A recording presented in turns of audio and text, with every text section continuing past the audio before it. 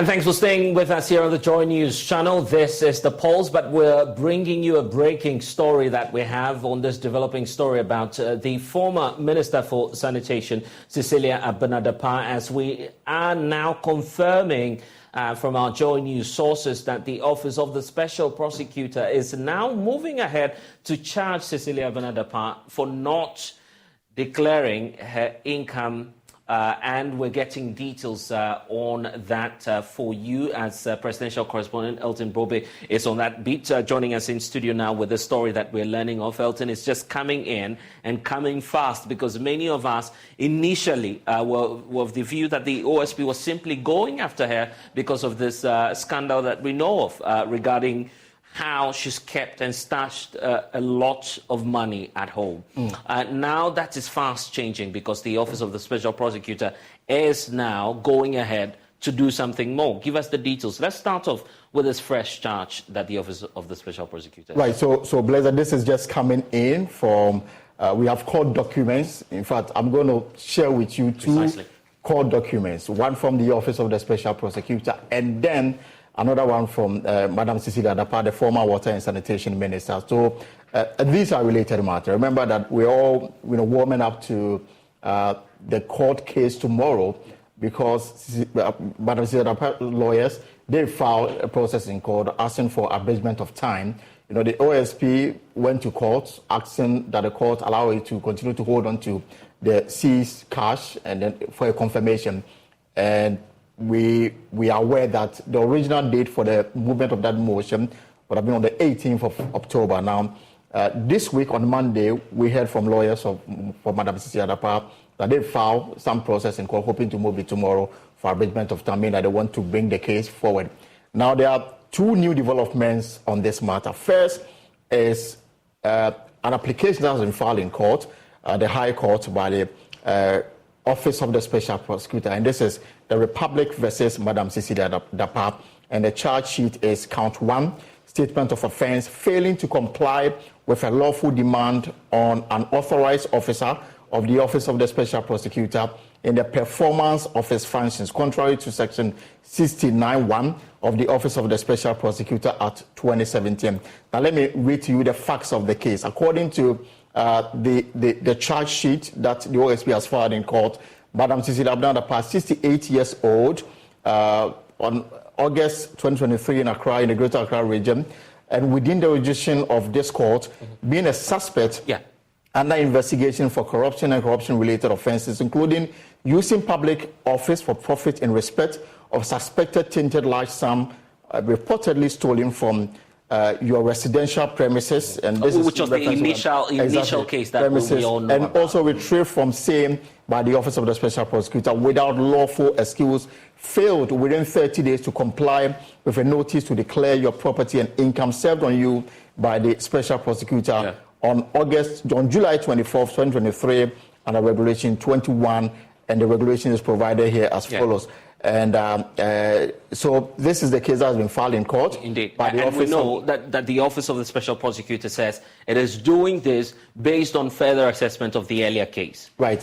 The lawyers of Cecilia Abena-Dapaah, as we know it, were planning, obviously, as part of their ordinary procedure, to challenge the claims by the OSP tomorrow. Yes. That was for sure. So this is a different matter. Okay, yes. And now this is another step taken by the OSP to charge her. Now, tomorrow's case would have been for the lawyers to ask for an abridgment of time to bring the hearing of the motion forward. But this is entirely different matter. Now, the OSP is taking a step further to charge her.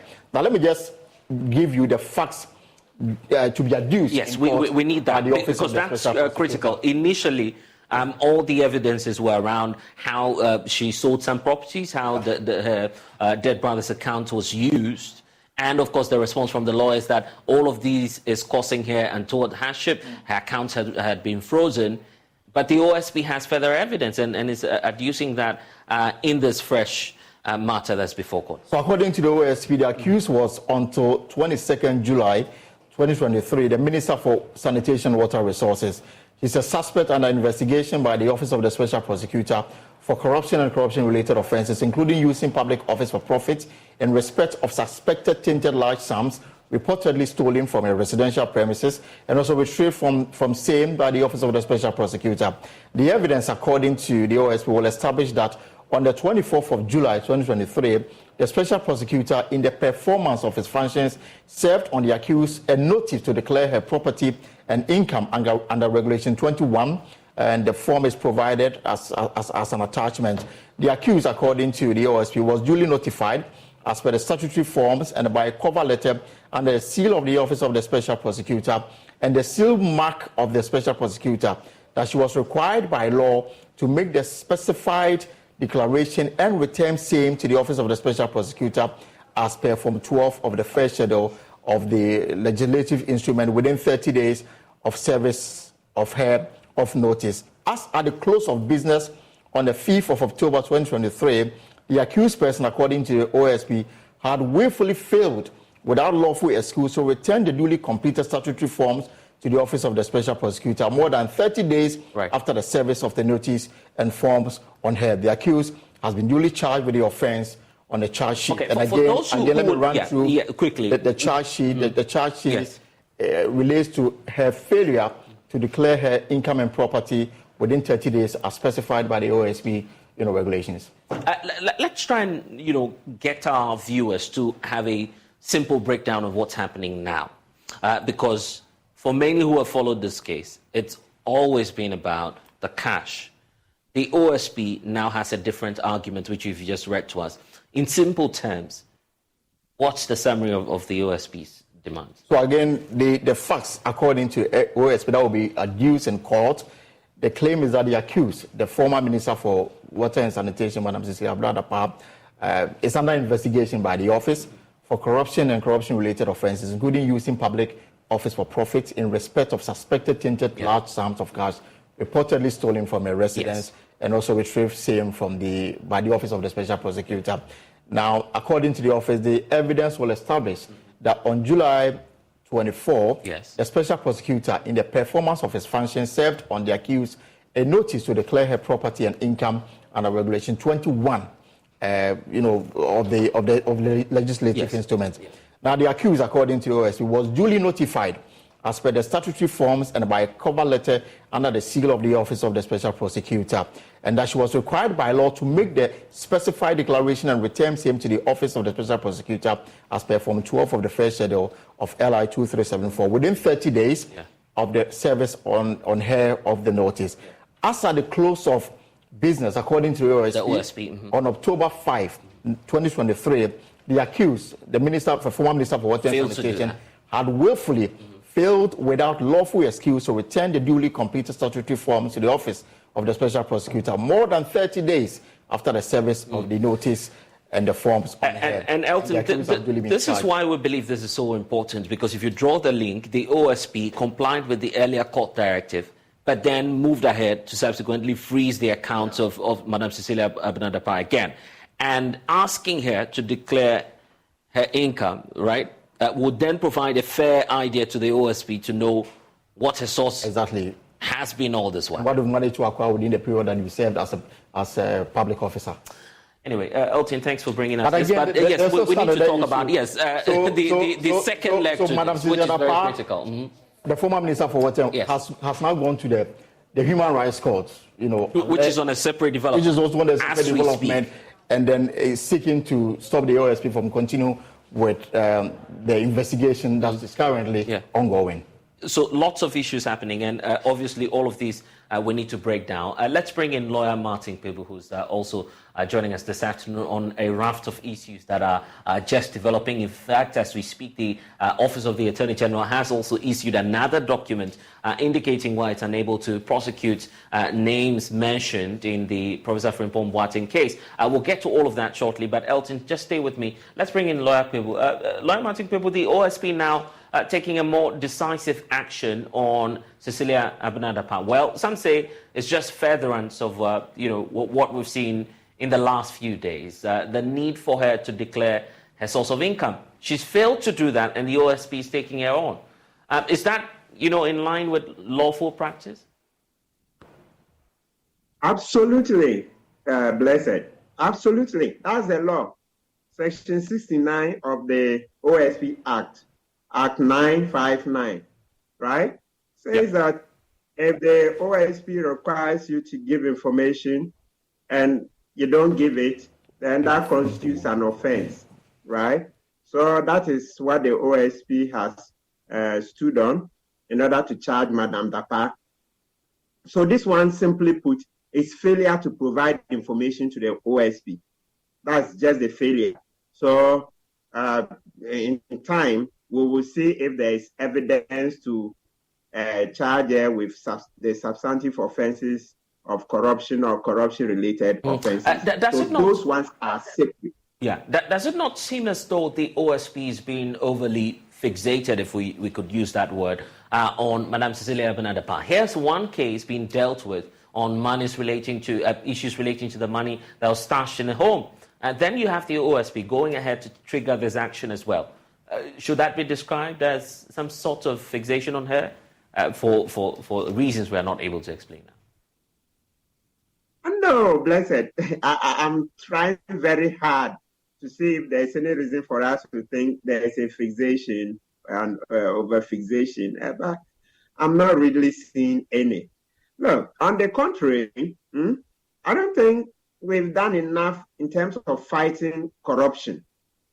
We've not done enough at all. Like we've been saying, look, Madame Dapaah is not alone. We want to search the rest of the ministers.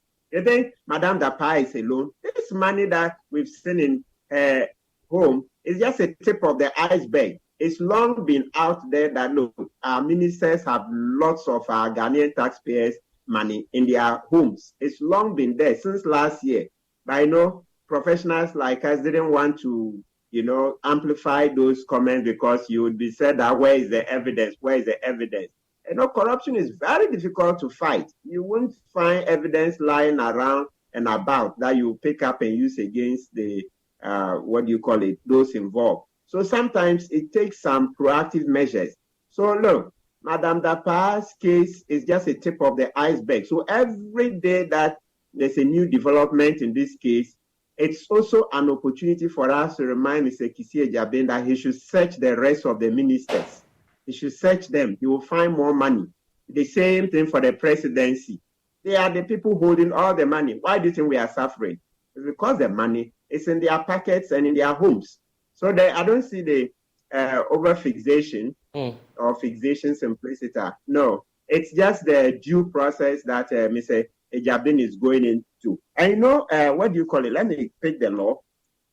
So I was expecting that Madame Dapaah's lawyers would advise her, because it's been stated here that offense is section 69. Let's read parts of it to, enrich the discussion. It says, offenses relating to search, seizure, and obstruction of authorized officer. So section 69(1). A person who fails to comply with a lawful demand of an authorized officer in the performance of functions under this act.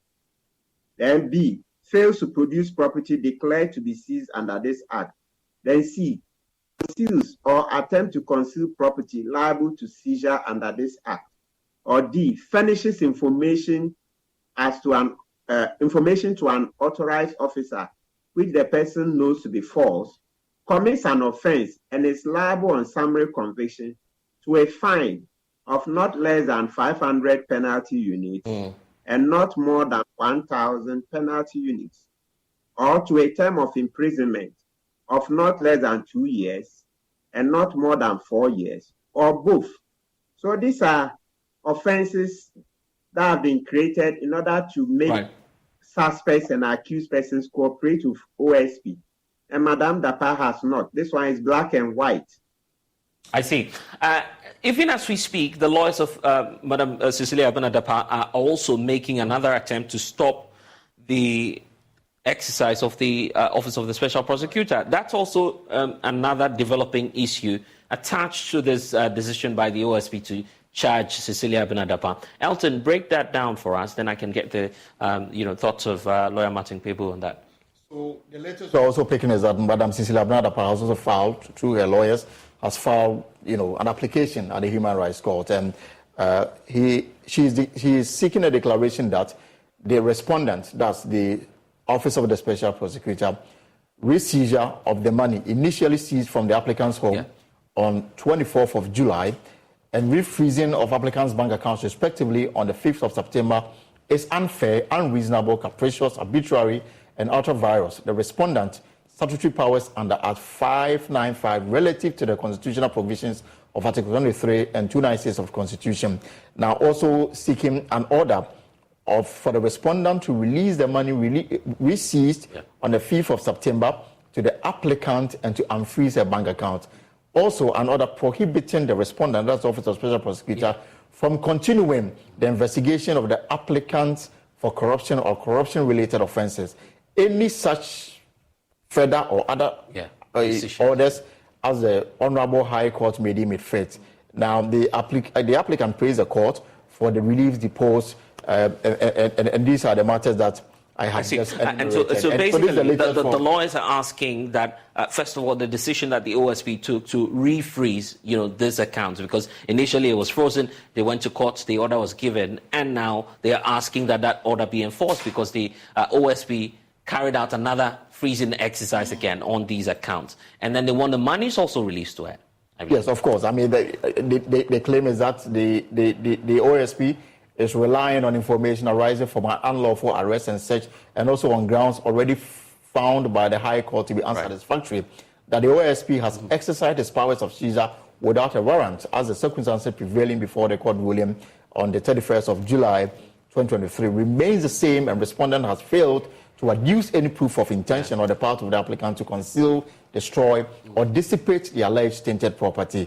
That the reseizure, like I said earlier, the court should make binding orders which commence the reseizure of and then the refreezing in flagrant breach of enabling act and the High Court ruling also in July. And finally, the lawyer is saying that the OSP actions are arbitrary, unreasonable, unlawful, and in flagrant breach of Act 5959. Right. So these are the orders he's seeking in courts, and this is just coming in. I see. Elton Brobe is our presidential correspondent, bringing us the latest on this. For those of you who have not heard it here on the Joy News channel, we're just breaking the story to you that the Office of the Special Prosecutor is going ahead to charge Cecilia Abena Dapaah for failing to, disclose, her, to declare her income and also property as well. Then we know that the latest is that the lawyers also of Cecilia Abena Dapaah are taking another action, also in court, asking the court, first of all, to unfreeze the accounts or to defreeze the accounts of Cecilia Abena Dapaah, and also to ensure that all the monies that were seized are released to her. This is the latest attempt from the lawyers of Madam Cecilia Abena Dapaah. And then they are also going ahead to ask the court to halt the exercise, a probe which is ongoing by the Office of the Special Prosecutor. Absolutely. So we are waiting to see what happens tomorrow, because both the OSP and the lawyers will be in court to decide. To move a motion as to whether the order should be brought forward. Right. Grateful, Elton. Lawyer Martin Peeble, you're still with us. The action being taken by the lawyers of Cecilia Abena Dapaah to, first of all, try and squash that order, the order from the OSP declaring that it will refreeze the account of Cecilia Abena Dapaah. Was that something that many of you were expecting? Expected, but we are a country of laws. Okay, so we have the rule of law, and it's within Madame Dapaah's rights to challenge every step of the process reasonably. So it's okay. We should grant her a day in court. It's all right. You'll find that such powers have been exercised in the past in this manner. I've said it on other platforms. People will tell you, and I'm sure you will find thousands of our citizens who can attest to situations where, like this one, they go to court, then the court says you are discharged. I'm talking about a criminal case. Mm-hmm. The court says only so-and-so person is discharged, maybe for various reasons. The prosecutor didn't come, or the prosecutor is supposed to file some documents he didn't file. Now, when the accused person steps out, just outside the court, the police should rearrest him and take him back into custody and start the court process all over again. And it's been ruled by the courts that it is not illegal. So that's a practice that has been known to us for decades. So that's the same thing Mr. Yabin has done. So I'm sure with time, you even find maybe ordinary citizens posting on your platform that yes, he's experienced some. It happens all the time in court, all the time. For one reason or another, a criminal case can't go on. Then the judge will make an order. I hereby discharge the accused persons. Discharge means you go, but you've not been acquitted. So all I'm trying to say is that the case that went before Justice Chum, that the Justice Chum ordered the currency to be returned to Madame Dapa and the accounts unfrozen or defrozen, didn't go into the merits, okay? If the judge was saying that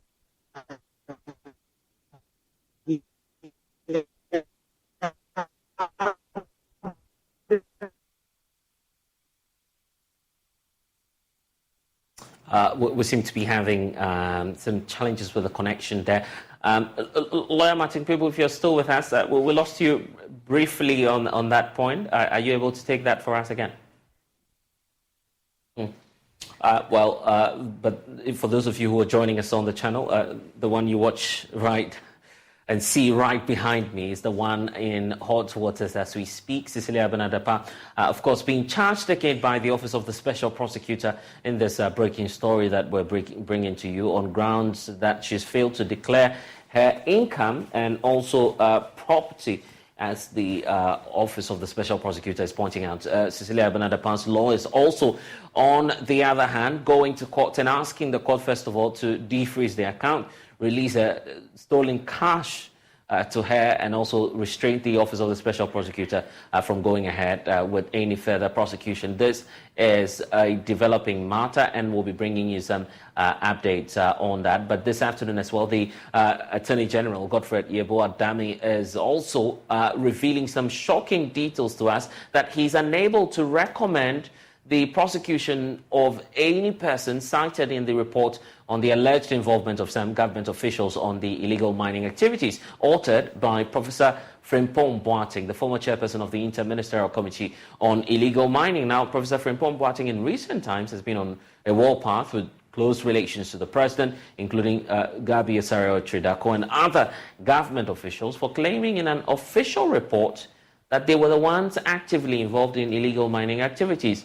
Well, we'll be hearing from Professor Frimpong Boateng shortly, but let's get to the details of the Attorney General's legal advice, which we're just bringing to you now. The fact that he points out that in court, the absence of any evidence on the docket to support any of the allegations of illegal mining activities, we're unable to recommend the prosecution of any of the persons cited in the report. Then he goes ahead to say that they should therefore be discharged. We, however, await the outcome of the investigations concluded or actually conducted in the case involving Seth Mante, John Ofori-Atta, and also Eko Ewusi, as is being advised now by the Office of the Attorney General, which is the latest that we have on the Professor Frimpong Boateng report for you. But Professor Frimpong Boateng himself has commented on this matter earlier, pointing out that he believes and stands by whatever claims he makes in that report. Listen. I have to be honest, because, you know, if you are doing something that important and some people who are influential and supposed to help are doing otherwise, you have to say the truth. I mean, I could have written a lame report, oh, Mr. President, everything is working fine, and so on. But things are worse now, even now, and getting worse by the day. So I have to be very honest with the President and stay, look, I have written my report. If the Attorney General or anybody wants to classify it as being hearsay or this, it's up to them. You know? I'm not saying that the report was not, so what is factual? I mean, you can even take the Constitution. What is factual in Ghana? Look at where we are now. What is factual? So I write a report, and what I think is an honest report. to you. It's up to you. You see, information is what the importance of information is what you do with it when you get information. So if I've given a report and you say it's not factual, it's vendetta, and you want to ignore it, fine. Well, so that's his message. I've given, my information out. You either deal with the matter or leave the case. Lawyer Martin Pebu is still with us. And counsel, this is the opinion or perhaps the advice from the Attorney General, Godfred Yeboah-Dame, on Professor Frimpong Boateng's report. Does that end the matter for you? Not at all. This doesn't. I think this is just the beginning, okay, of other major developments to come. Why do I say so? Number one, at least let's start with what the Attorney General's opinion concedes, or the positive progress we'll make from it.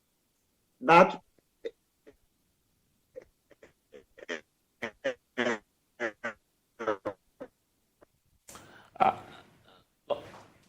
Lawyer Martin Pebu, if you can hear me, one more time, we lost you on that point there. You were just about pointing out why you believe that should not be the end of the case. But one more time, for those of you who missed it, the Attorney General, putting out his concerns and also what he deems to be that legal advice to the Ghana Police Service, as we're bringing to you right now, that in the absence of any evidence on the docket, which got to do with some 7 or 8 individuals that were mentioned in that report by Professor Frimpong Boateng, what will happen is that all of the allegations do not have any evidence and that he's unable to recommend the prosecution of any of the persons cited in the report. Lawyer Pebu, we lost you briefly. Can you take that point for us again?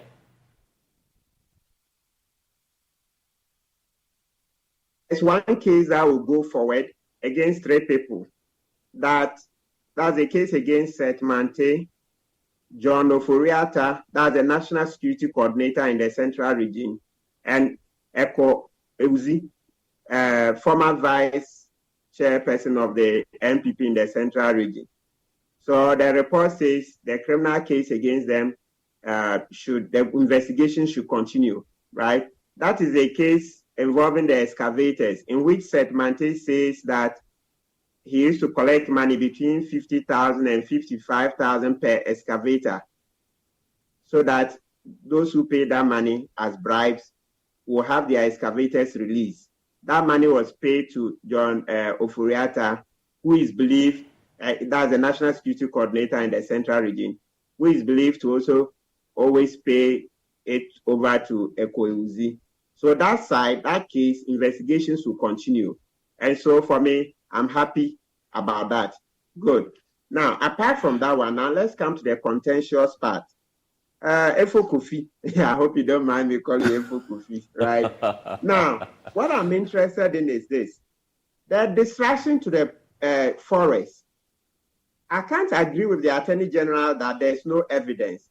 Oh, the forest was destroyed, Kobro Forest and the other one. So the distraction that CJ Alaska is said to have done, did it happen or not? I don't see the opinion talking about that. What I expect in respect of the distraction to the forest was that they would say they've gone to the field there, they've checked the forest out, and so they find a distraction. And if you find a distraction, the next thing is to find out who was there at certain periods that Frimpong Boateng mentioned. If we find that it was CJ Alaska that went there and didn't have the permits, you take on CJ Alaska, and that's Donald Isua and his people. So I don't find the opinion satisfactory in respect of the destruction of the forest, those ones. That one, we need more work on it. Yeah, but he points out in the report that all the individuals involved in this case have been questioned, except for the professor himself. Excellent. So, Efo Kofi, what you do is that you question the individuals. They say no, they didn't commit any offense. But you go to the forest. Go to the forest. The report doesn't mention that they went to the forest. Look, I reported a case against Wontumi, but not me alone, me, engineer Dr. Kenneth Ashigbe, Kwame Sapon Esiedu, and then there's Senanu, right? Adam Senanu. The police went to the forest. They've seen the distraction. We are still pressing the CID to press charges against the, Chairman Wuntumi, right? Yes, but in this particular report, you don't hear them saying they went to the forest. They've taken pictures. If they went there, they should bring the pictures, display the pictures, just like you are doing now, Efokofi. Display the pictures. And if we find that some vegetation is now growing, we'll get experts who can tell us that this vegetation is just maybe 2 or 3 months old, or even 1 year. And so it shows that compared to the surrounding areas, this place was devegetated maybe 2-3 years or whatever years ago. So this is forensic. This is forensic. We can't sit on that evidence. We need AG to send the investigators to the forest. I didn't find any statement that the investigators went there and took pictures and they did any forensic analysis. So short of that, the AG's report, the AG's opinion is not up to scratch when it comes to that specific area of any investigations being done on the forest. What sort of evidence are you expecting that, for instance, if the Attorney General indeed had decided to prosecute this case, he would rely on? Because the professor is not speaking, he wouldn't provide, further evidence to some of the claims he makes in the report. Oh, the evidence is what I'm saying, that one, they should go to the forest, take pictures, and if they find that even the forest is now is being reclaimed, I say those parts have been reclaimed, you bring experts, they can analyze and tell you that maybe as recent as 2 years ago, this place was mined. Yes, but how do we connect? How do we connect that to the individuals? How do we connect that to the individuals? Because he's spoken about some individuals. He's mentioned their names as well. Perfect. Now, the Frimpong Boateng report said Gabi Otridako called him to say that, he's acting for CNJ Alaska, and that they had permits, blah, blah, blah. So that's a connection. So Gabi himself confirmed to Frimpong Boateng that his clients were in the forest legally. So please, we need the pictures and everything, investigations on that forest. When we get that, even though Frimpong Boateng is no longer speaking, under the law and even in the report, he confirms that he uttered it. So that evidence can be taken. Frimpong Boateng will be subpoenaed, or if you say subpoenaed, even if he doesn't want to go voluntarily. And the way we've shown him so much public support, I don't think he would likely say he will not come to court to testify. He should just come and testify about what is written so far in the report. So let's know the difference. In the AG's opinion, Frimpong Boateng says he's saying no more, but he stands by what he has already uttered. Yes, so he should go to court and answer give evidence in respect of the report up to what he voluntarily wants to give. That will be worth something. Then the court will build on that. But I'm telling you, Efokofi, the key evidence is that Gabi doesn't run away from the fact that he called Frimpong Boateng and justified the presence of CNJ Alaska in the forest. And here is the case from Frimpong Boateng is saying they didn't have permits. Good. Did you see in the report any question of whether there were permits, CNJ Alaska going to the forest, and whether they had permits? None. So I'm telling you that this report is incomplete, totally incomplete. Some say, yeah, but some say that there's a legal significance to the document that the Attorney General is putting out now. The fact that all other, Attorney Generals might have to work with this document, rely on the opinion in it, and also government for now will be some way, somehow tilted towards the opinion of the Attorney General, since that's the legal advisor to government. And so nothing more may come out from these investigations. No. I disagree. Legal opinions are revised all the time. You write an opinion based on certain facts that you have. If subsequently it turns out that your facts were inadequate and so your opinion is incomplete, you go and revise it. Just like you see the OSP is going back to court. The first time they went, They didn't carry enough material. The court said, no. The court threw them out. You see, they've gone this time with more materials. So in court, we have a rule that anytime you find new material, you can come back to the court. That's in the trial court, not on appeal. If you go to appeal, that one is a very stringent test. But I'm talking about the trial courts. If you find new material, there's a low threshold where you go back to the judge and show the new material, then the judge can grant what you are looking for. In the same manner, you write an opinion. The opinion is incomplete because it didn't have certain facts. You just, when you get the new facts, you revise it. So, Efo Kofi, do you agree with me that reading the report, you didn't see any evidence that they said they went to the forest, inspected the forest, and didn't find any mining? Do you agree? That's a fact. That's a matter of fact. Yes. So that is the point. That is the point. That is where we must stress. They must go back. Then number two, you don't find that they said they checked with Minerals Commission and they found out that there were the requisite permits or not. Two facts, very serious. So please, but how about counsel? How about the fact that the professor himself who's made these claims is not willing to just cooperate with the police service, for instance, and to provide further evidence on this matter? What could the good old professor be hiding if he strongly believes in the document that he's putting out? Look, Efo Kofi, let me tell you, if we had just about, 10 of the likes of Professor from Boateng, would have made a lot of progress. To be honest with you, well, it's not satisfactory.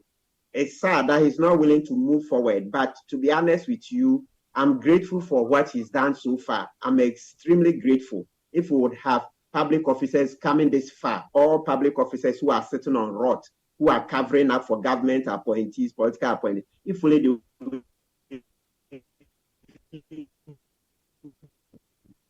and there we have another challenge again, connecting with lawyer Martin Pebu, but his point well made there. That's a private legal practitioner, lawyer Martin Pebu, joining us here on The Pulse, and we'll definitely bring you updates on this matter and also keep you updated on what the Attorney General may do on this case going forward.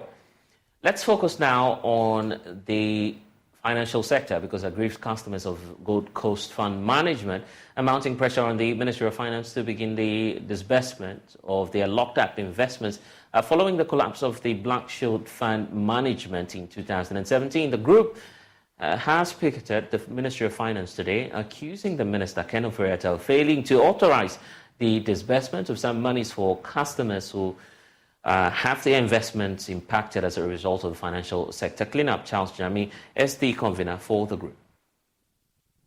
We are the aggrieved customers of Gold Coast Fund Management, customers who did investment with Gold Coast Fund Management, owned by Dr. Apako Sindum. The company collapsed as a result of the government policy financial cleanup exercise. After the collapse of the company, the government made us submit our claims of investments through the various banks of Consolidated Bank across the nation. After that, the Securities and Exchange Commission came out with a budget of 8 billion Ghana cedis to pay 47 fund management companies whose customers fell to the financial cleanup exercise. After this budget was made, the Finance Ministry and the government allocated these monies in the mid-year 2020 and 2020 main budget. And in fact, they top it up to 8.6 billion. It means that in excess of 600 million. After this 600 million was budgeted for and approved by the parliament, the first tranche was done in 2020 mid-year budget. That was 3.1 billion. The government used it for something that is called partial bailout, which saw investments who gave each investment 50,000 Ghana cedis. Now, the remaining 5.5 billion was approved in 2021 main budget. When that approval was done, there has not been disbursement, but all documents available from the finance ministry and the government in the Parliament House and the public domain indicates that the government has spent 26 billion in paying out customers who fell victims to the financial cleanup. And when you try to digest the component of these 26 billion that the government claims it has spent, our approved 8.6 billion that's supposed to pay fund management customers in full has been calculated as part of the 26 billion that has been spent. Meanwhile, this money did not reach us. That is why we are here today to demand our immediate payment from the finance ministry, since they claim that those monies have been spent.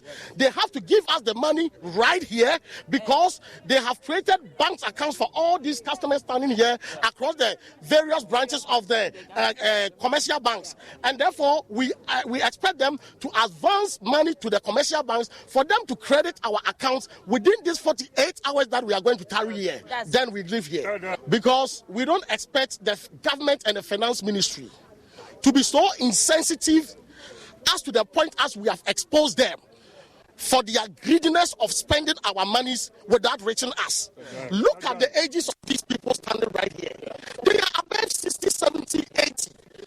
And if the government will be so sensitive enough to watch on for these people to tarry within the weather, scorched by the sun, and stand in the dew for the 48 hours, it would deepen their insensitiveness to the whole world.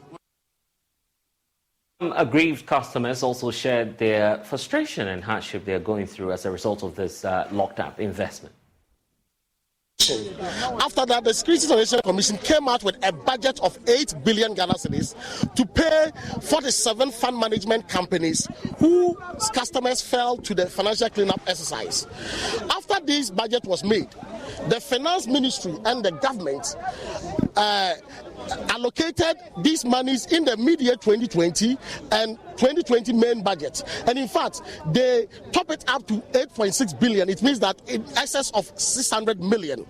After this 600 million was budgeted for and approved by the parliament, the first tranche was done in 2020 mid-year budget. That was 3.1 billion. The government used it for something that is called Please, we are appealing to government to pay us because our members are dying.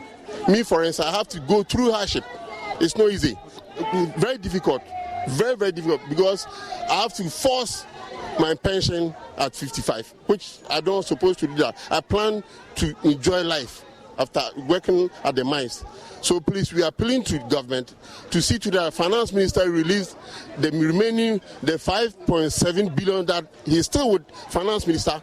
He should release it for us, please. I retired 23 years ago. Haven't worked over 30 years. I expected to enjoy my retirement. So all the money I had, I invested. Let them release our money. That's all, so that it isn't the government's money.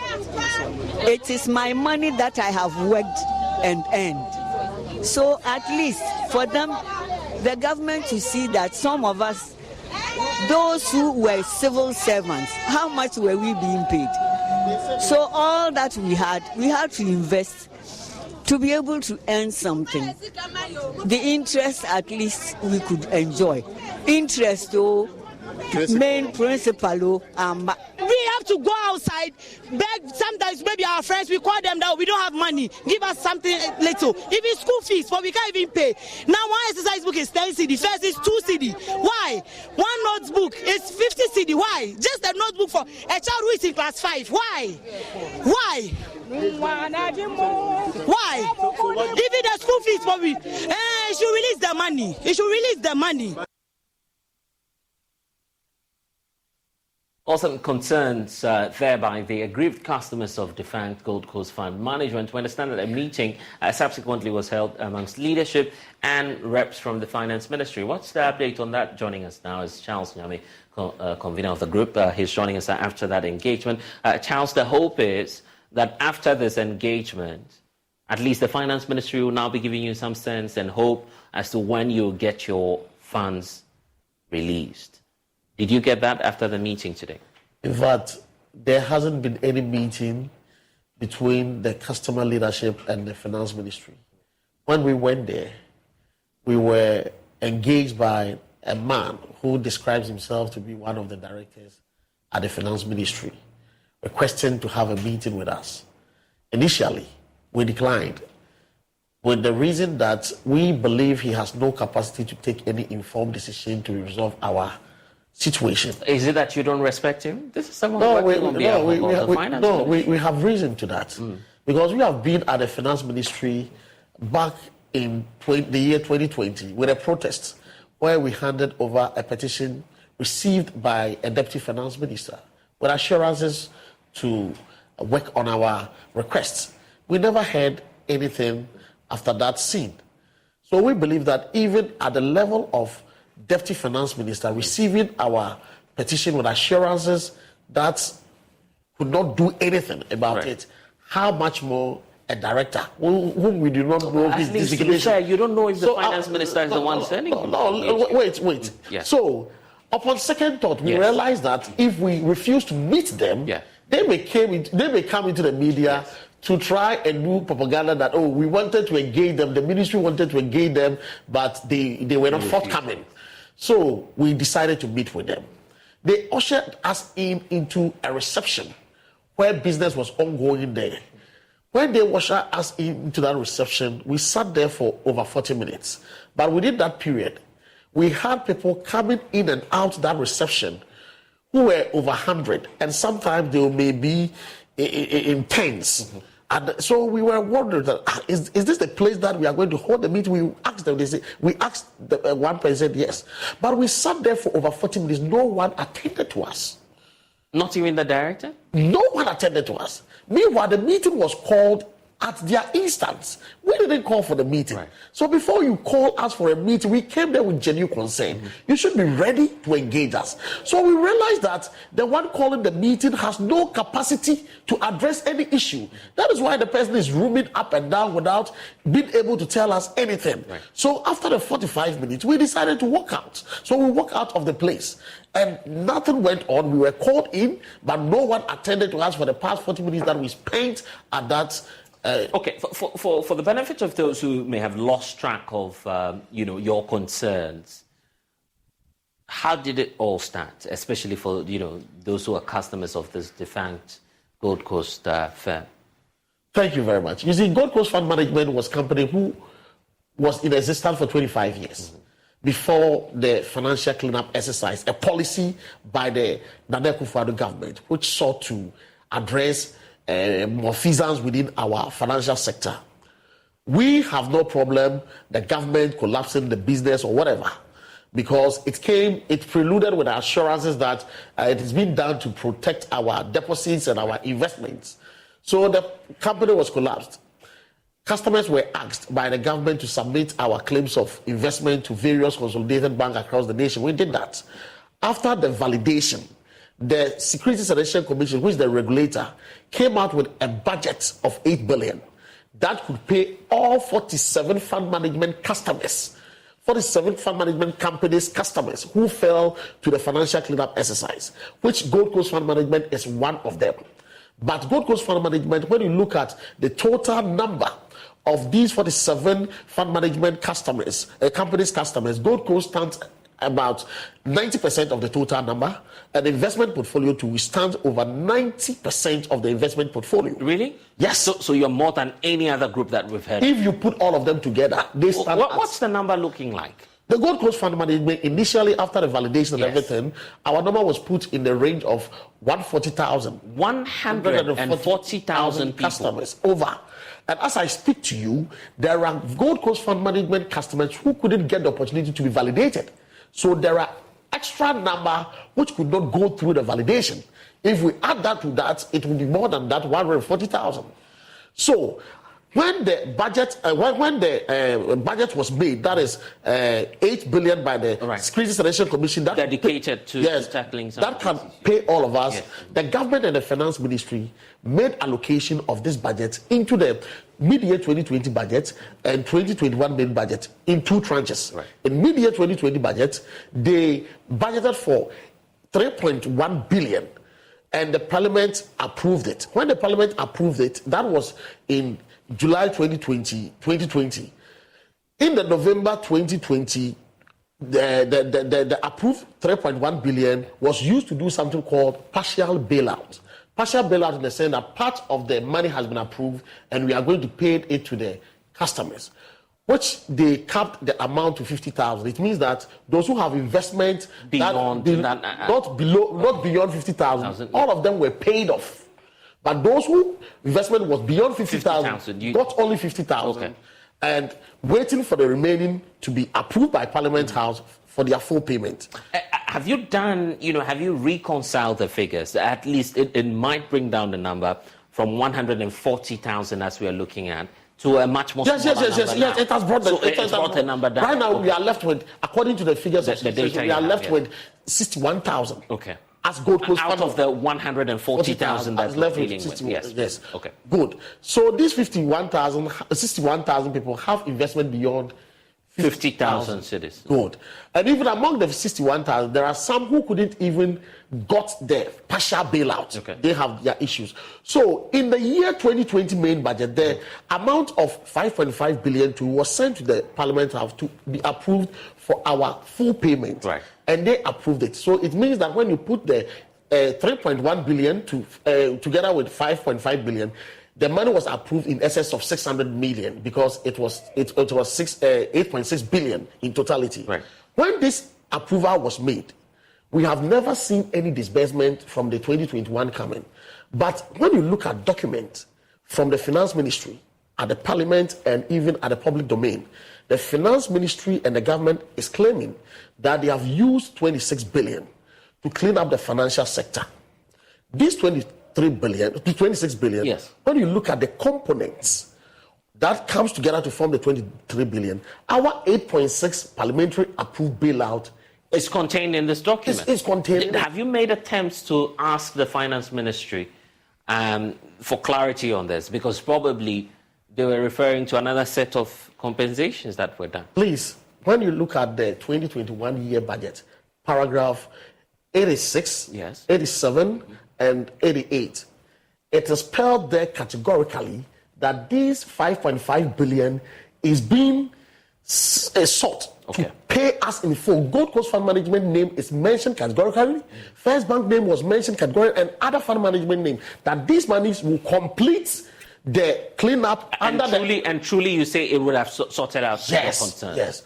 But the money have not reached us, but they are claiming that they have spent that money as inclusive. So concerns that we are raising is that, okay, these are taxpayers' money being given to a finance ministry to disburse to customers who have had their funds locked up. Right. How can you spend the money without reaching the customers? Well, we cannot conclude, and that's where I want us to play safe. We cannot conclude right now that probably they've expended the money. Maybe the money is sitting down somewhere. It might be giving. Why should it be sitting somewhere whilst we have 800 of our customers dead and gone? Right. Because they couldn't have access to their monies to take care of their medical bills. Why should it be so? What is the money waiting for? What was the money approved for? Why did they raise the money? They raised the money to pay us. So what are they waiting for? So we are raising genuine concern, and we want every Ghanaian to be concerned. These are taxpayers' money. Taxpayers' money. And trying to protect your identity by yourself is a lot like trying to be a quarterback without an offensive line.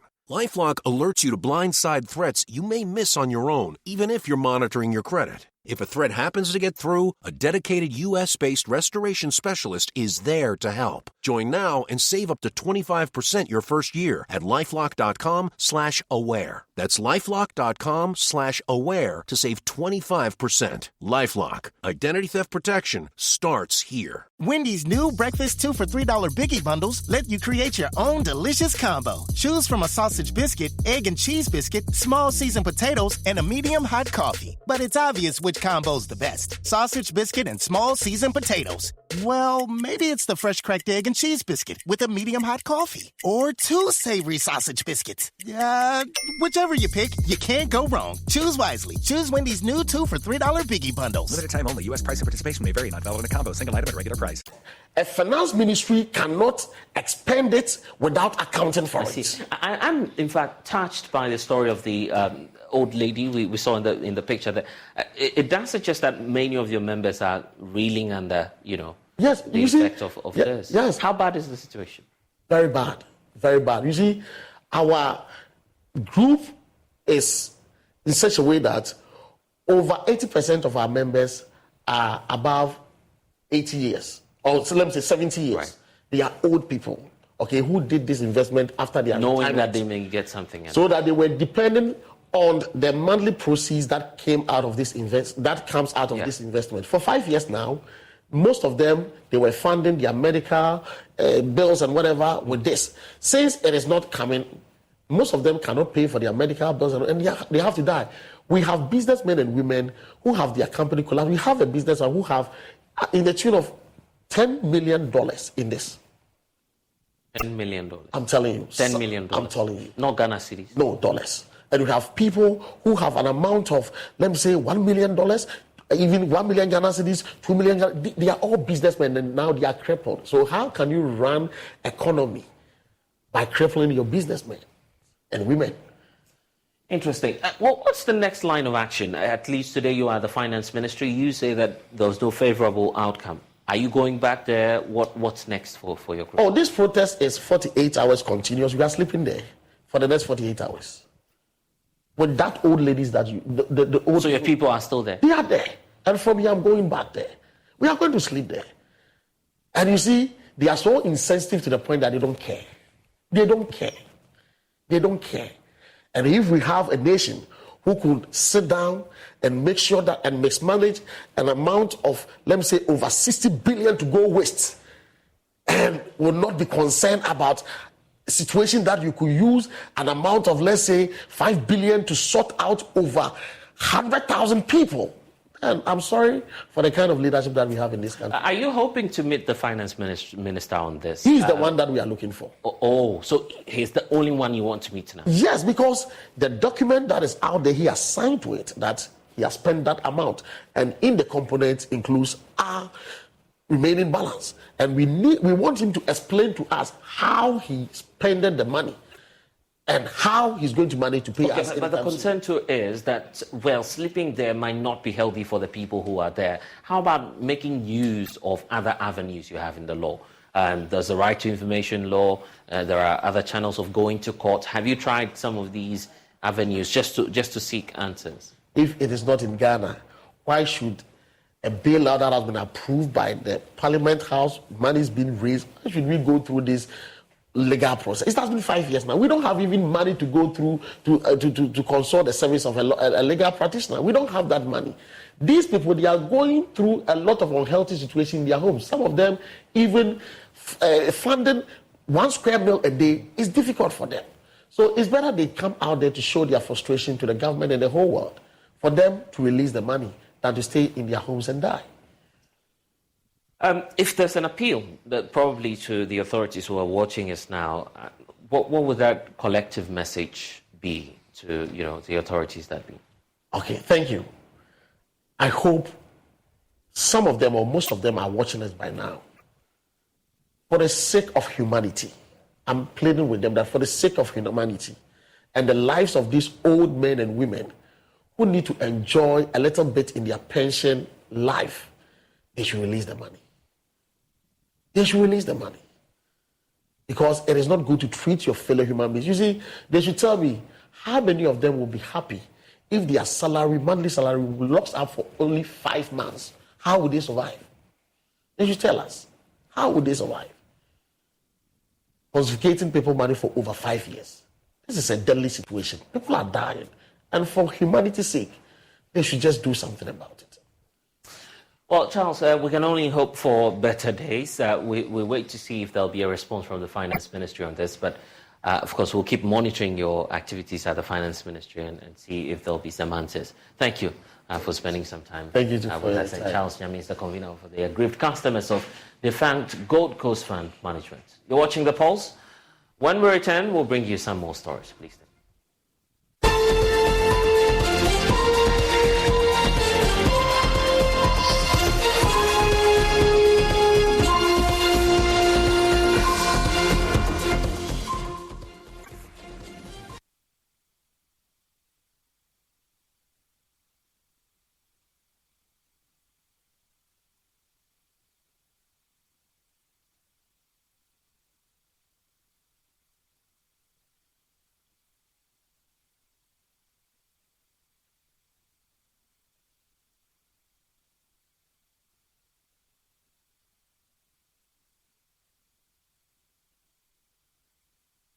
Hello, my name is Abeku Agri Santana. If there's anything that makes my life so easy, it is my bank. I love hanging out with my boys at our usual fufu joint. But even without cash, we still dey chop better with EcoBank Mobile.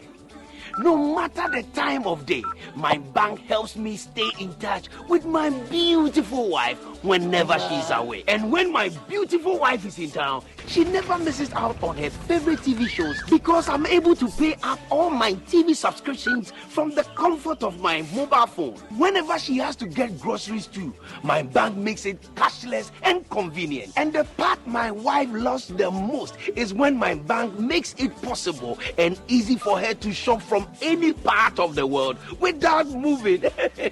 Welcome to the smart world of EcoBank. Download EcoBank Mobile from Google Play Store or the App Store and discover the smart way to bank.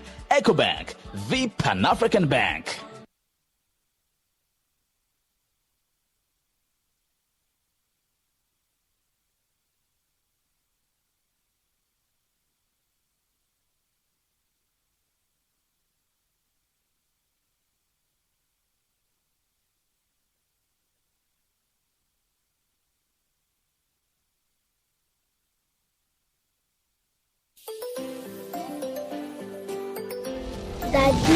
Daddy, this tank is big. Yes, that's true. It can store a lot of water. That's so true. Wow, it has a working tortoise on it. That's so true. I can see SINTEX. Syntax. That is so true, my daughter. When it falls down, it will spoil. That's not true. But why? Hey! Syntex was the first to introduce double-layer tanks in Ghana. Syntex again was the first to introduce white inner layers in Ghana. Syntex gives you the biggest warranty, 7 years. No matter your water needs, Syntex is the answer. Syntex tank. Are you strong? Are you tough? The stage is set for Africa's most prestigious awards event. Join us to celebrate the Men of the Year at the 8th EMY Africa Awards on Saturday, the 14th of October at the Grand Arena, Accra International Conference Center. Red carpet starts at 6 p.m. Our partners include the Diaspora Affairs Office of the President of Ghana, the Multimedia Group, EY Ghana, Rhythms Africa, and the Labadi Beach Hotel. Our sponsors, the NLA 590 Mobile, Arocha Ghana, Go Energy, Flora Tissues, Houdin, Baguette Ghana, DVO Ghana, and Special Ice Water. Supported by Media Partners, Joy FM, Joy Prime TV, and Adum TV. For more information, call 020-201-8870. The 8th EMY Africa Awards, inspiring greatness.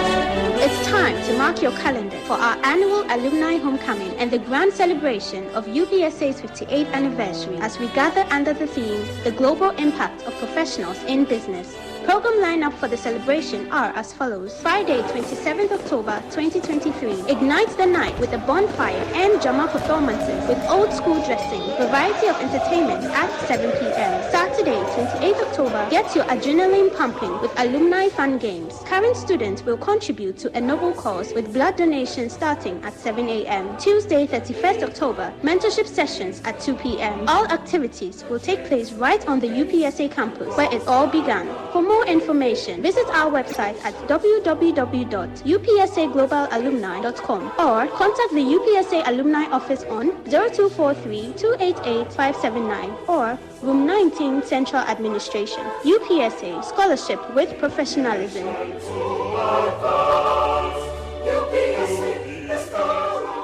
The Inspector General of Police, Dr. George Akufo-Dampare, who've described him as being biased. Lawyers for the IGP are resisting any attempt by Parliament's ad hoc committee probing the alleged plot to remove the IGP to invite any external witnesses. The committee continues the in-camera hearing case today, and all witnesses are expected to tender their evidence, including witnesses who are going to testify. But lawyers for the IGP are of the opinion that their testimonies have no relevance to the investigations, while insisting that the committee has completed its work per the terms of reference given by the Speaker of Parliament. Well, my colleague Samuel Mbura was there earlier and brings us the inside story.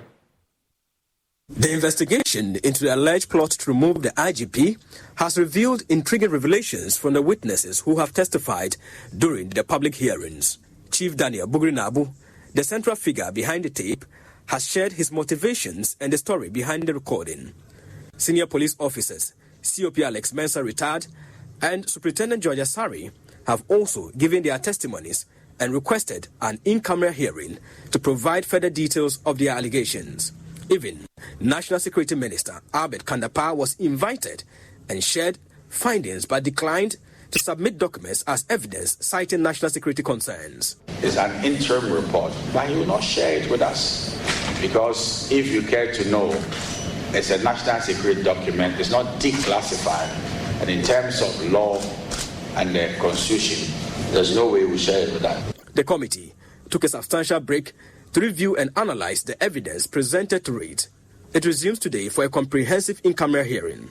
However, ahead of the hearing, lead counsel for the IGP, Kwame Jan, expresses dissatisfaction with the committee chairman, Samuel Atachia, and signals strong opposition to inviting external witnesses. The chairman is operating as if he is a sole commissioner, and we are going to use all necessary legal means at the hearing not to accept this. And I will protect my client's interests to the best of my ability. This is my oath as a lawyer. And we would resist any attempt by the chairman or the committee to bring any extraneous person to come and testify. On the other hand, lawyers for Superintendent George Asare challenged the IGP's legal team to resist the invitation of external witnesses if they have nothing to hide. To say that you are going to resist, it presupposes that maybe you have some skeletons hiding in your cupboard and you think these witnesses are going to expose you. Meanwhile, the lawyers representing the IGP accusers have written to the Parliamentary Ad Hoc Committee requesting protection for their witnesses during testimony. Tensions seem to be escalating as the IGP's legal team has vowed to approach the hearing more assertively. But we are not going to go ahead with kids' gloves in the subsequent proceedings.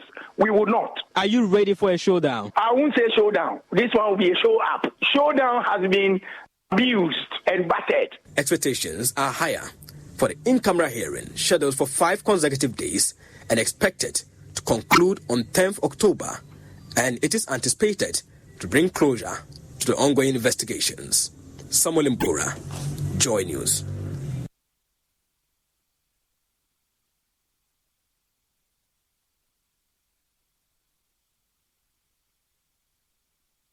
Also, how did activities unfold for day one of the resumption of hearings at the Parliamentary Ad Hoc Committee sittings? Joining me now in studio is Samuel Mbura, who was there throughout the day, and of course, you got a high five there from the Inspector General of Police, Dr. George Akufo-Addo. Exactly. So mostly when he arrives, excited about that, by the way. Oh no.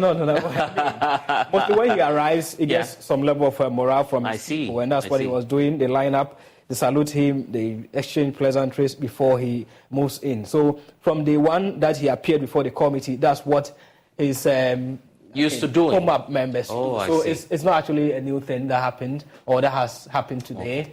It's something that he does with his men whenever he arrives. Just maybe one day, you never know. He might be on the pulse. I'll give him a hand. Exactly, surely he will. Okay, let's talk about day one now. Lawyers of the IGP taking issue with the chairperson of the committee, Samuel Atachia, and they believe that, well, you've completed your work. The Speaker of Parliament asked you to simply check the veracity of the audio. Exactly. That involves Bugri-Nabu, Alex Mensah, COP retired, and Superintendent George Asare. But the committee wants to go beyond that. Yeah, so those are the claims of the lawyers of the IGP. They are of the firm conviction that your terms of reference is for you to establish the veracity, like you said.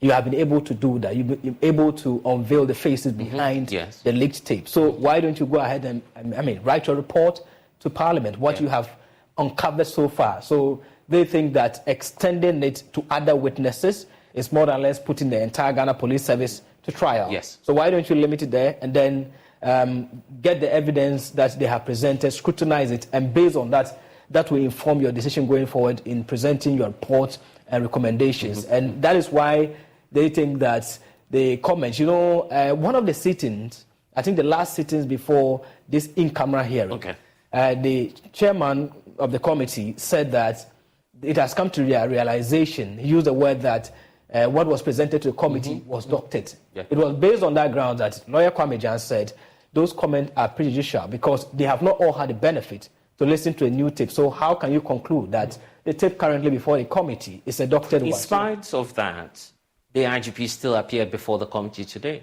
Exactly. So all witnesses appeared. The principal witnesses appeared before the committee. We had Bugri Nabo, whom we know is... he was there today? Yeah, Bugri Nabo was there. We had Superintendent George Asari, one of the police officers. COP Alex Mensah was... Interestingly, I didn't know where he passed because I was trekking around the two entrances to the floor that this probe is going on, but I never saw him. But I saw George Asari also coming with his team and the IGP coming. But the IGP took an earlier leave because we understand he had another national assignment to attend to. So he just lasted like some 20 minutes in the committee, and then he was granted leave by the committee to go and attend to the other important issues that he raised before them. So, for now, we know that day one we're done with the activities, but the lawyers of the IGP are still not happy about some of the happenings. What are they been telling? Exactly, Blessed. This is actually the day one of the in-camera, the day two of the in-camera hearing, because we know that the first one was the Minister for National Security, Kandapa, who appeared and testified, but he refused to tender in documents as evidence. So day two of the in-camera hearing, they were expecting that the accusers of the IGP will appear with evidence or their witnesses. However, that did not happen. So Mr. Kofi Bento, who speaks for the legal team of Dampare, said that it is an overstretch and they are really disappointed about the whole process so far. Maybe we can just listen to him. Ben is near short. Some of the senior police officers who are joining the IGP's arrival at the Parliament for the continuous probe into the leak. This is where some of us have a problem with this whole thing. If you have to bring the head of Ghana security here to come and listen to his subordinates as to whether they have some evidence concerning his work. In the first place, if you're a serving police officer, there is a process to use. It is not this case. So again, our concerns remain. We want to assist Parliament to achieve the goals of this committee, which is to deal with the issues concerning the conspiracy to remove the IGP, which was captured on the tape. And all the pertinent issues regarding that have been dealt with.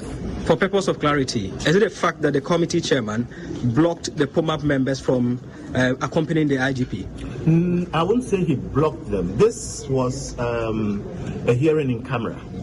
And so if you don't have a reason to be there, you're not supposed to be there. And a very important point has to be made about POMAP. The IGP has not been summoned here in his personal capacity. We will have to keep repeating that. POMAP is the group that manages the Ghana police. Some of the questions being asked properly have to be asked POMAP. And wherever these issues arise, in fact, the answers of the IGP, the responses of the IGP, the conduct of the IGP reflect on POMAP. He does not work alone. So POMAP came here because this is about them also. And so they entered the room. Indeed, it is our argument that POMAP should have remained in the room. And even if the IGP had to leave, he could have left certain members of POMAP there to answer certain questions. But when we went in, the chairman said, well, it is supposed to be in camera, and therefore not everybody ought to be there. Again, out of abundance of respect for the Speaker of Parliament, for Parliament, and the committee and the chairman, POMAP members agreed and excused themselves. Do you think that was a fair decision by the committee chairman? It is my view that it was a compromise. But it is also my view that we should not limit state institutions to individuals. And I repeat, the IGP is not here in his personal capacity. He's here as head of police. And the proper group that manages the police is POMA. So they were properly here and they could have properly been in the room. Indeed, there will be answers that maybe the IGP will not have immediately. Like I keep saying, there are 50,000 people in the police service. There are regional commanders, district commanders. Some of the things that are being leveled against him happen in some region and they are the subject of other inquiries. So clearly he will not have all the answers and that's why he needs POMA. But yes, when the chairman requested it again, out of abundance of respect for the chairman, they excused themselves. Will you allow your client to appear before the committee tomorrow? Again, I will take instructions from my client. My client's instructions are that he wants to absolutely cooperate with the committee. And to the furthest extent, he wants to be here. I have to say that it is not always even in the interest of, I think, the nation that he leaves his duties to be here. For instance, tomorrow, the chairman says we should be here tomorrow to come and see if there is new evidence. And the question was asked, so we should get off what we are doing, come and sit here. What if there's no new evidence? We'll come, sit here, they say, oh, there's no new evidence, then we all go home. We don't think that is a proper use of executive time of the IGP. Okay, Kofi Bentil there, explaining why they have issues with the chairperson of the committee. We'll hear from the chairperson of the committee shortly, but there's this incident he keeps referring to about the police management board also being part of the in-camera hearings, because the chairperson of the committee did not allow that to happen.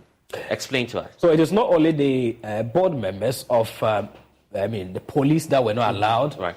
Now, today's meeting was with witnesses involved. So you, the witness, and your lawyers appearing together for the committee. So it is an in-camera one. So the chairman was of the view that since the POMAP, the accusations are not against POMAP members, not against the Ghana Police Service specifically, but Dr. Akufo Dampare, he alone is supposed to appear before the committee. A reason he asked that they wait for him outside, they will deal with him, and then come back. But the lawyer there wasn't happy. He felt that it was a compromise. He felt it wasn't fair. And why do they keep, going back to that same point, having issues with the chairperson of the committee? Well, we don't know the established reason yet, but they think that the chairman, as I said earlier, has a hidden agenda against their client, but we don't know exactly what this hidden agenda is. This is supposed to be the Honorable Samuel Atacha. Exactly. So he has also been responding to that. He described it as baseless, and he says it is not someone who is outside the committee that will teach them their work. We can listen to him addressing the press after the sitting today. We send them away, and they use this as a crown to base the argument that you have been. No, the committee felt that because we said we are doing the matters in camera, you understand, it will not be fair for non-witnesses to be present. That was the thinking of the committee. What is the meaning of the in camera? We would have brought you there because you are also not going to testify. You are just, members of the, press. So what is it? Discrimination here. The members of the press are not being admitted into a small chamber here. Why should we admit senior police officers who are not going to speak to come in there? So these are some of the, excuse me to say, incongruous, and some absurd positions people can,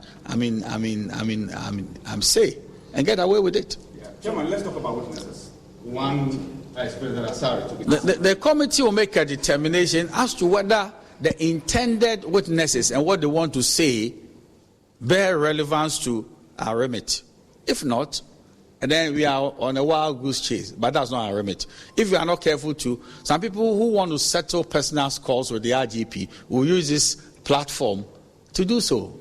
And we are wiser than that. We are not going to, be so elastic in our orientation that the whole of our time we spent on, if you like, non-essentials. The perception out there finally from me is that your committee is digressing. You are digressing from the details of, in terms of reference. Well, I think the one who is the greatest thinker of the world will say so. And he is very, very intelligent to say that all of us are wayward, and he's the most intelligent person to show us how we should work. I know where it's coming from. It's an absurdity, and that person should refrain from dictating to this committee. Yes, no matter how exalted he thinks, Yes, I've never seen anybody who is in the football match trying to determine the rules of the game. Yeah, Samuel Thatcher is not taking any more of that. Exactly. He's not happy. Yeah. So that's the explanation he gave. That's I see. with the POMAP and then they... Okay, so it does suggest that something else will happen tomorrow. Exactly. So tomorrow the probe continues.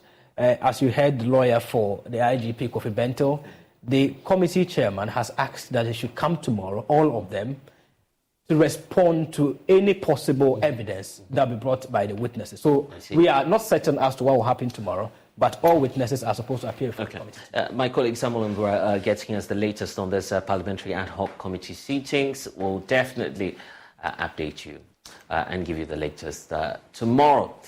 We cross you over now to Liberia because the West African country is having their very first elections after the UN withdrew its stabilization force in the country owing to a prolonged or a protracted conflict in the country.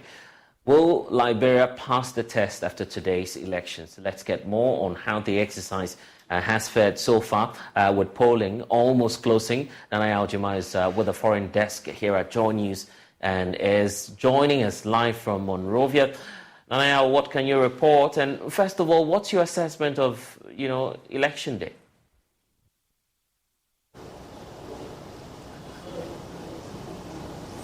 So going through the various polling stations in Monrovia, I can report that the situation has been largely calm. From the polling stations that we've reported, the only negative or the only not so good news that we can report is that most of these polling stations are overcrowded. So it's making it very difficult for people to cast their ballots. But per the electoral regulations, if you are within the queue before 6 p.m., you are eligible to vote. So these issues, depending on how long these people can wait, they will be able to cast their ballots. More than 2.4 million people are expected to today cast their ballots in Liberia. As you are already aware of, 20 candidates are racing to become the president of Liberia for the next 6 years. Already a lot of electoral observation missions are in Liberia. We're talking of the ECOWAS, the UN, the AU, USAID has its own observation mission also in Liberia, and a number of them all going around the various electoral or the polling stations to ensure that there's fair and credible elections here in Liberia. Already we are learning that in some counties, including the Sino County, the elections is yet to start, even though we are 2 hours to the closing or the closure of polls. Election in these counties or in this county is yet to start. The reason we are getting is that the election materials got drowned this morning as it was being transported to these areas. It got drowned in a creek within the Sino district or the Sino County. So we tried getting some information from the National Electoral Commission, and what they are telling us is that they understand that there are challenges and they are working around the clock to resolve these challenges and make sure that these people get to vote. But up until we came on air, there hadn't been any new development within this area. And also in an area called Grisgi Farm, also within the Sino County, the materials for 2 of the polling stations got wet this morning after the truck transporting these materials got stuck in a muddy area. And as you know, Liberia is still within the rainy season, so often we get rains, or Liberia gets rains. So these materials got drenched by the rain this morning. So it's unclear if this area will also get to vote. But what I can report is that across Liberia, in these various areas where the election is taking place, we are yet to get information about any violence within these areas. I see, Nanael. But let's talk about, your interaction earlier with the Economic Community of West African States, ECOWAS, which says that it is deeply concerned about the democratic gains made in Liberia. It will want to consolidate that in this year's polls. Why is ECOWAS concerned about a peaceful election in Liberia, and why should it matter to those within the West Africa sub-region?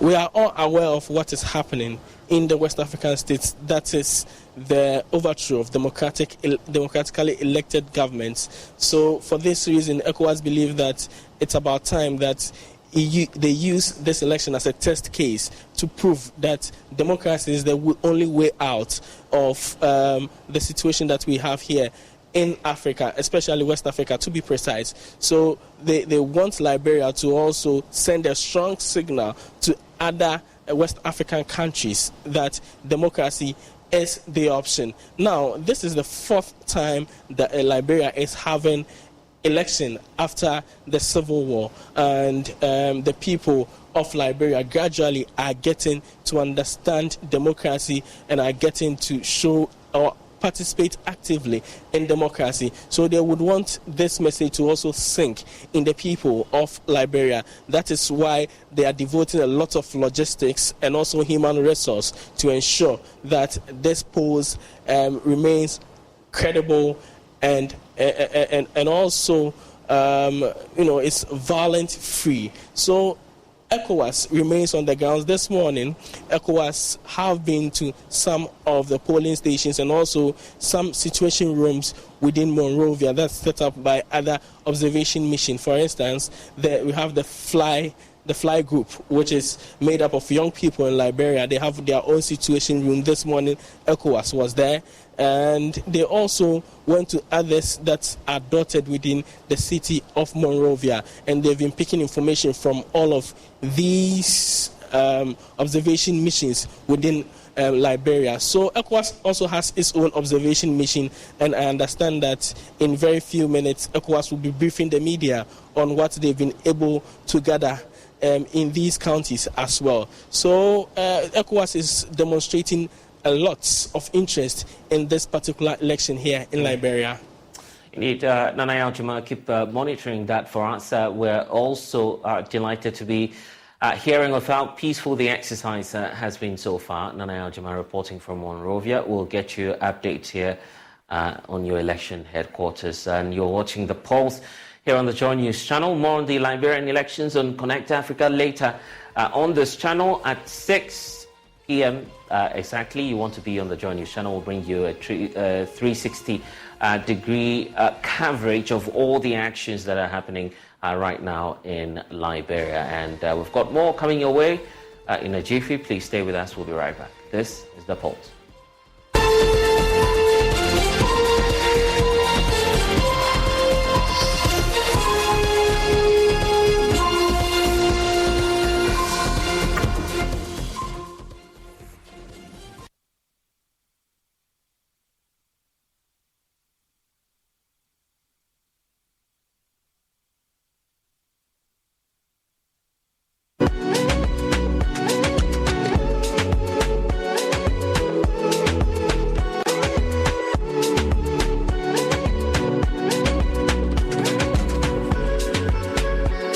Joyce Jabano has been looking forward to this day for many years, a day she would have her own beauty parlor.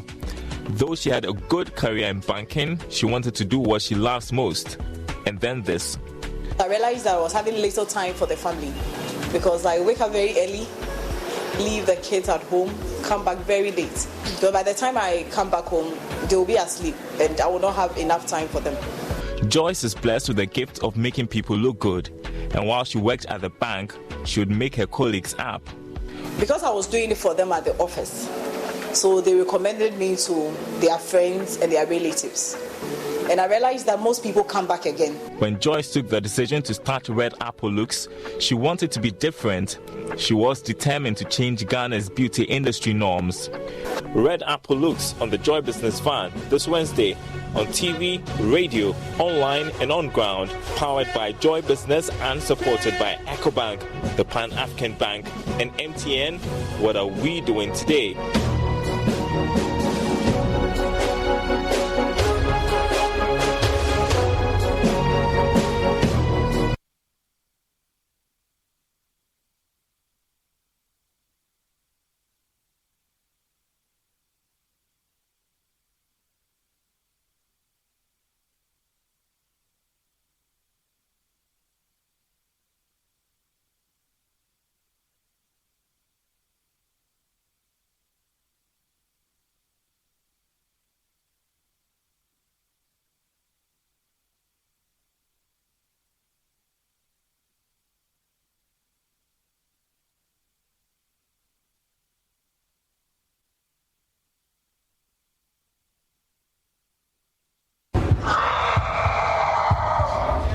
At the heart of the illegal mining craze, babies are being born deformed. Their formation stages interrupted by poisonous minerals exposed by illegal mining. The baby is deformed, you can't find the sexes of the baby. The placenta had a lot of mercury and lead. But those who seek gold continue to expose the toxins that nature once hidden. Cadmium, lead, copper, mercury, they are of alarming concern. When you bring it up there, they are mobilized into our water bodies, and that is where we get exposed to them. The country's water bodies have become lifeless. Across Ghana, they flow like a plague, polluting the sea with the venom of illegal mining. You need about 10 to 15 micrograms per deciliter in your blood, and you are in trouble. In this documentary, Erastus Osoredonko and his team investigate how silently Ghanaians may be poisoned for gold. Poisoned for gold.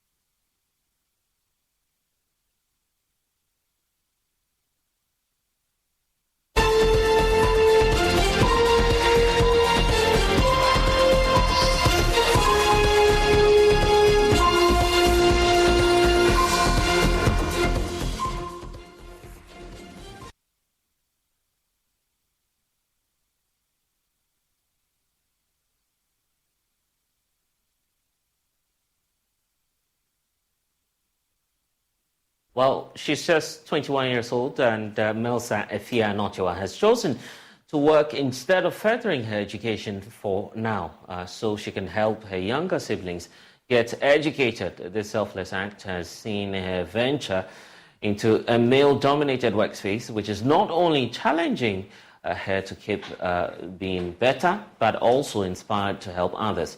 She shares her story of hope with Joy News.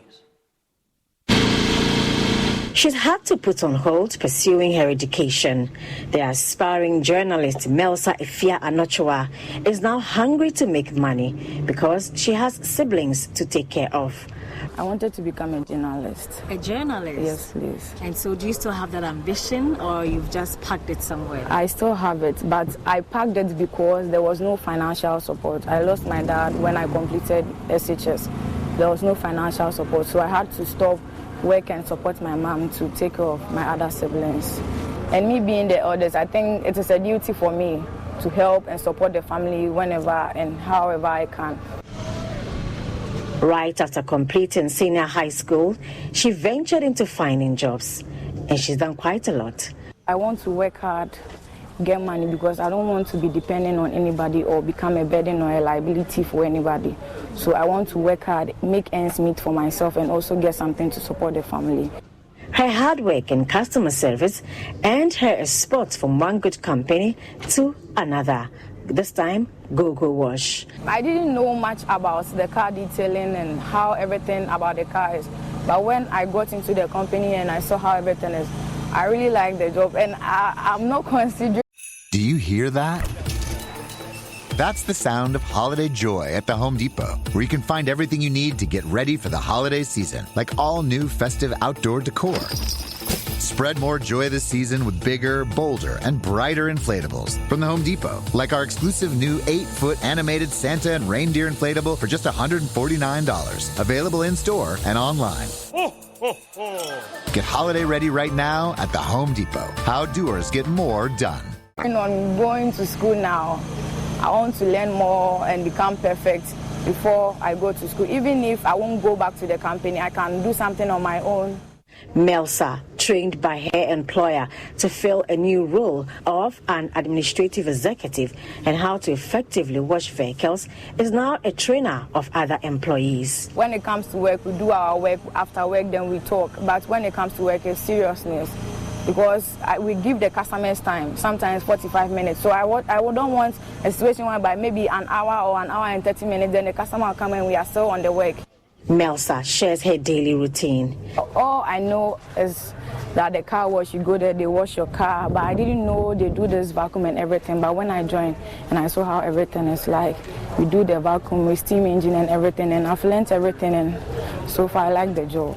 Considering the notion that car washing is associated to males, Melsa said she's actually surprised to be receiving only commendations.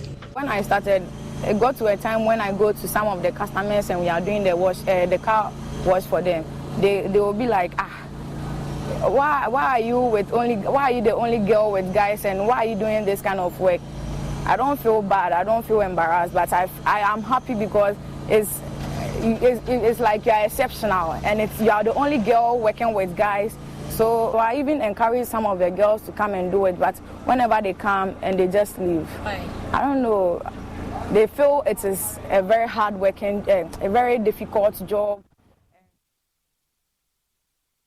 What an inspiring story there of a 21-year-old girl. But there's a bigger conference happening here in Accra, which is being organized by the Power to Girls Foundation. As the Power of Girls conference being organized there in Accra, and it's part of a broader push to encourage the likes of the 21-year-old Elsa that we saw in that report, and others who are aspiring to do more. Joining us in studio now is Abba Datson, who's with the Power to Girls Foundation. Thank you so much for spending some time with us. Thank you so much for having me. Pleasure to know that you're pushing young girls and encouraging them to do more. But let's talk about the event which is happening here in Accra. What's the Power of a girl conference? Yes. Why the conference, and what are you seeking to achieve? Thank you so much for having me. So this is going to be our second annual Power of a Girl conference. Like you said, I'm from Power to Girls Foundation. We run programming for young girls. We do programming on mentorship, mental health and wellness, entrepreneurship, leadership and STEM basis. And essentially the conference is to celebrate girls. Tomorrow is International Day of a Girl Child. And so we organize this annually on the day of International Day of a Girl Child to celebrate girls, to show them, to give them access to resources. What we do is we bring women from diverse backgrounds. So like we have a panel tomorrow, it's the women in STEM, where we have Shikanik who's coming. We have Dr. Sophia, we have Mass DJ. So we're really just showing young girls that, look, you can do whatever you set your mind to. You're able to do anything you want. Nothing is limiting you. And over here at Power to Girls, we like to believe that we're able to do anything. So that's essentially what the conference is about. It's happening tomorrow at the Osu Presbyterian Hall from 8 a.m. to 3 p.m. As well as, I don't know, did I answer all of your questions? Who's expected to be there? Okay, who's expected to be there? Everybody. So we have girls coming from junior high school and senior high school. We're expecting 1,200 girls to empower them. We have Aisha Ado, who's the founder, who's going to do a power talk. Now Shoko is coming in to talk to the girls as well. We also have different workshops that the girls are able to go through. So workshops from like self-defense all the way to coding, all the way to introduction to tech, all the way to like dance with purpose, doing a workshop on dancing. It's like a packed day. So there's a whole lot. Yes, a whole lot. What message are you leaving with young girls as we wrap up? first of all, make it tomorrow. We can't wait to have you guys. And secondly, like I said, you can do anything you put your mind to. Do not ever think that anything is limiting you. Even if you're in the tiniest town, in the tiniest place in Accra, you can still become anything you want. Yeah. And indeed, the girls need to go out and shine. Yes, thank you. And we're giving them the power. Indeed. Abadat, joining us from the Power to Girls Foundation, and you need to be there tomorrow. That's all we have for you in this package of The Pulse. I'm Blessed Sugam. Next is Let's Talk Showbiz. You can log on to myjoraline.com. We have updates there for you. Thanks for watching. Bye-bye.